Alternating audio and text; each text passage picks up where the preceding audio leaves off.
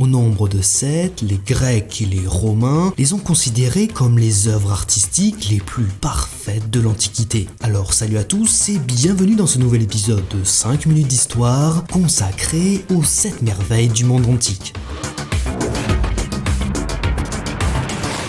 La création de la liste des 7 merveilles du monde reste encore un mystère, mais il est fortement probable qu'elle fut constituée à partir de récits de voyageurs ayant navigué autour du bassin méditerranéen. L'historien grec Hérodote est le premier à décrire des réalisations extraordinaires, mais c'est la liste de Philon, un écrivain byzantin, qui s'est imposée comme liste originelle. Cependant, à l'époque, le terme merveille n'est pas utilisé. Les monuments sont plutôt décrits comme des lieux à visiter au moins une fois dans sa vie. Découvrons alors ensemble cette brochure touristique et les 7 monuments les plus prestigieux de l'Antiquité qui la composent. Érigée il y a plus de 4500 ans dans le désert de Gizeh, la pyramide de Khéops est certainement la plus connue des 7 merveilles antiques et la seule qui subsiste encore aujourd'hui. Paradoxalement, c'est aussi la plus ancienne.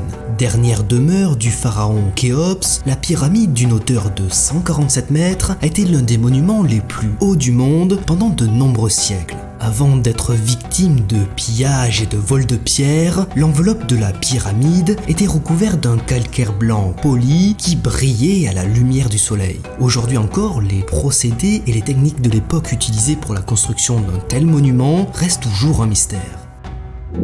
Les jardins suspendus de Babylone sont le monument le plus mystérieux des 7 merveilles du monde. Construit au 6e siècle avant notre ère, sous le règne de Nabuchodonosor II en hommage à son épouse, ces jardins étaient le symbole de la fascination des hommes pour Babylone. La situation exacte des jardins dans la ville est incertaine, mais on sait qu'ils étaient disposés sur 5 terrasses, reliées entre elles par des escaliers en marbre et irriguées par l'Euphrate, grâce à un système d'aqueducs ingénieux. Des études récentes ont également émis l'hypothèse qu'en réalité, les jardins étaient situés dans la ville de Ninive, à plus de 500 km de Babylone. Quoi qu'il en soit, l'histoire des jardins suspendus est très incertaine et on ignore encore aujourd'hui la raison de leur disparition.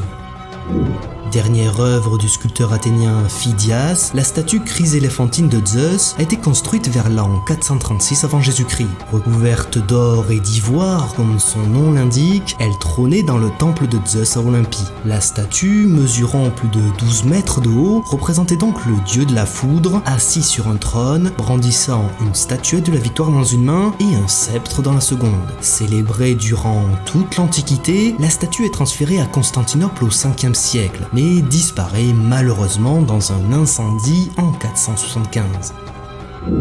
Le temple d'Artémis à Éphèse a connu de nombreux rebondissements au cours de l'histoire. Érigé en moins 560 en l'honneur de la déesse tutélaire de la ville, il est incendié volontairement en moins 356 par Érostrate, un pyromane cherchant à tout prix la célébrité. Sous les ordres d'Alexandre le Grand et financé par plusieurs cités voisines, le temple d'Artémis est reconstruit au milieu du 4e siècle avant Jésus-Christ. Le temple, considéré alors comme le premier établissement bancaire au monde, est de nouveau incendié puis pillé par les Goths en 263. Une copie de la statue d'Artémis qui a participé à la renommée du temple est conservée au musée de Naples et les ruines de la cité d'Éphèse se trouvent aujourd'hui dans la ville de Selçuk en Turquie.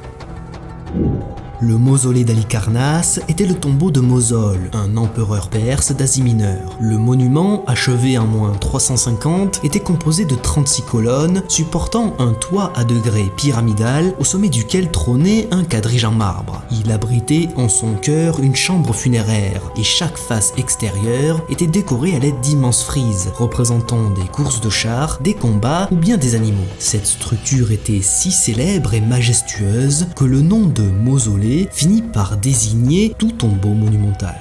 Faute d'entretien, le mausolée tomba en ruine au XIIe siècle et 300 ans plus tard, ces pierres servirent à la construction du château Saint-Pierre par l'ordre des Hospitaliers. Le colosse de Rhodes est la merveille qui resta en parfait état le moins longtemps. En effet, en moins 227, à peine 50 ans après sa construction, la statue représentant le dieu protecteur de l'île, Hélios, fut terrassée par un terrible tremblement de terre. Les vestiges de la merveille furent malgré tout préservés et de nombreux visiteurs eurent la chance de les contempler jusqu'en 654. Après cette date, les ruines furent pillées et les dernières traces de la statue furent perdues à jamais. Le colosse de Rhodes inspira cependant les artistes et de nombreuses œuvres lui succédèrent, comme le colosse de Néron à Rome ou plus récemment la Statue de la Liberté. Septième et dernière merveille antique, le phare d'Alexandrie, construit sous le règne de Ptolémée II, s'élevait à 135 mètres de hauteur. Son nom fait référence à l'île Pharos, où le monument était érigé, et c'est plus tard que les hommes désignèrent tous les bâtiments de ce type du nom de phare. Le monument, emblème de la ville fondée par Alexandre le Grand, survécut pendant plusieurs siècles, mais il disparut vers 1308 à la suite d'un tremblement de terre. Perdu depuis des siècles et récemment récupéré des eaux, la statue colossale de Ptolémée II, érigée à l'origine à la porte du phare, trône désormais devant la nouvelle bibliothèque d'Alexandrie.